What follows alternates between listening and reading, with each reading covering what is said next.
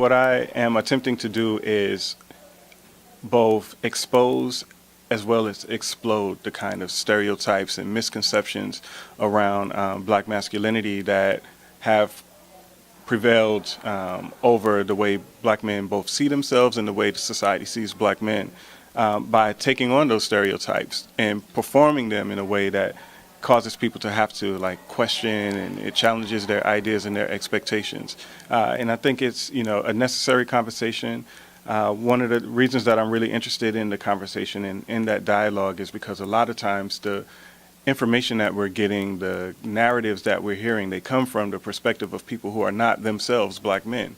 And so I think it's important as black men that we speak up, essentially, you know, that we talk about what our experiences are, that we talk about the things that are overlooked in society, the things that most people would never consider, you know, when it comes to the experience of being black and male, you know, in this country and in the world, really. Right.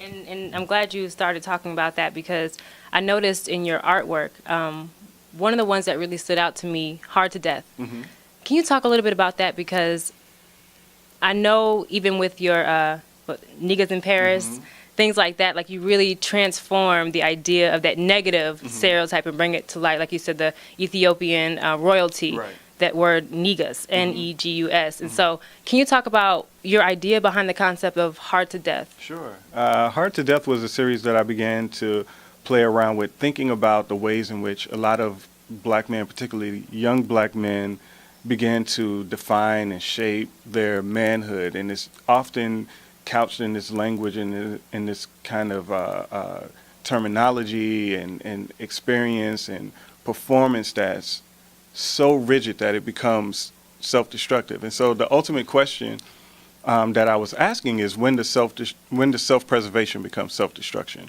And so I understand that some of the like machismo and the positioning and, you know, the bravado like comes from a place of resistance and refusal against the way society kind of imposes, you know, negativity upon black men's bodies. And so, you know, you kind of have to, you know, get hard and tough to face the world. But at a certain point, it becomes, like I said, it becomes prohibitive, it becomes restrictive, it becomes destructive.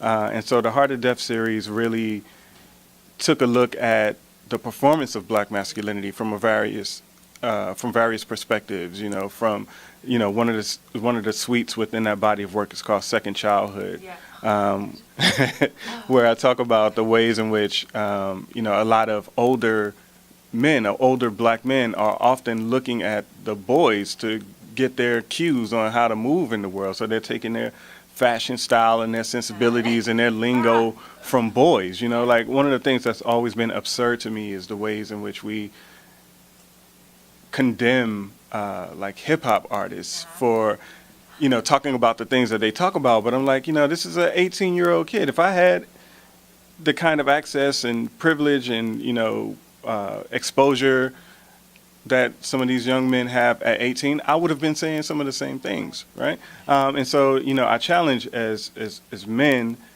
should not be to necessarily condemn, but to coach, right? So how do we take a young boy who is wilding out doing what boys do and, you know, prepare them to move in the world in a way that's productive, but also a way that is that preserves them in their identity.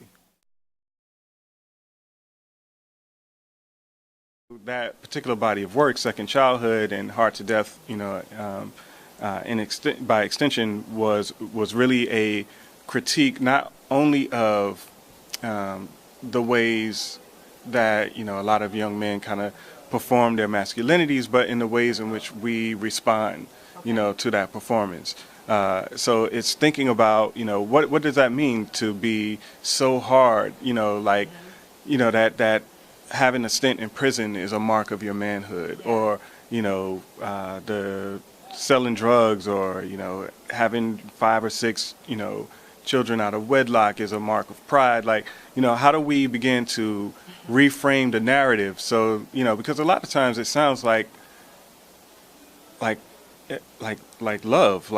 love is missing, you know, You know, so if you don't love yourself, it's hard for you to love somebody else. And, you know, so what can we do to inspire, to instill, and to express that love? That's the thing, though. It is like what we do, because it gets to a point where we just feel hopeless, almost in a sense, because we have the people that know the problem, and then I feel like it's a big gap. Even when, you know, everything happened with Trayvon Martin, and we're trying to do these rallies, and we're doing all these things, lacking organization and unity, and it's just like, well, what do we do? Like, how can we, you know, change things? So it's just like, how do we close that gap? Yeah, I personally don't ascribe to the notion of hopelessness. I feel like that's a choice. You know, like I always tell my son, you can be a victim or a victor. You decide. You know, and at a certain point, we have to decide that we're not hopeless. That we actually do have a choice. That we do have options. That we can move in the world in the ways in which we want to move, but we can only do that when we start doing it. We can't be talking about trying to do it. We can't be talking about, you know, and we can't be tearing each other down in the process, you know. So we have to learn to find ways to appreciate, to understand, to connect to one another, but figure out, you know, in that same sense, like, okay, son, I see you're doing something that you should not be doing. Let me impart wisdom on you. But the son also has to be willing to listen to that, right? And so I think there's this, you know, notion of give and take. There's this notion of community that we really need to work on and continue to build. And, you know, and I hope that my art can be a part of that process.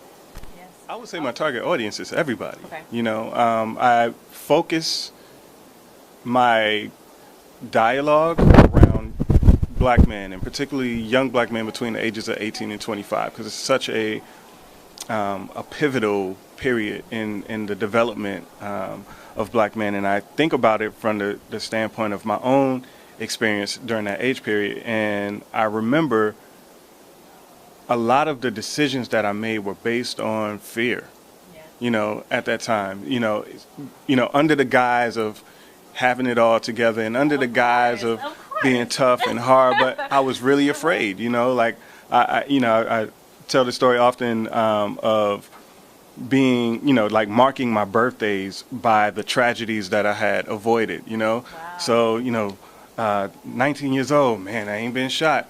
You know, 21 years old, never been to jail. 22 years old, no children. You know what I mean? Like thinking like all of those statistics, all of those negative ideas that surrounded, you know, the narratives of black masculinity were my destiny. And ultimately getting to a point where, you know, I could look back and be like, you know, that was some BS. You know, like, yeah, that could have happened, but it didn't have to happen. Just because something could happen doesn't mean it's going to happen, right? But, you know, like now as I move forward in the world and, you know, thinking about the impact that I can have and thinking about the work that I'm doing, like I really want to talk to that group, but not just to that group. Like, you know, because again, it's not just the performance of black masculinity that I'm looking at, but it's also the reading. And a lot of times that fear comes from the fact that the rest of the world is projecting their fears onto you. And so you're afraid, you know, so it's just like giving this exchange of fears. Everybody's just afraid of, you know, what the next person is going to do, as opposed to, you know, having a different kind of outlook or a different perspective on what can be.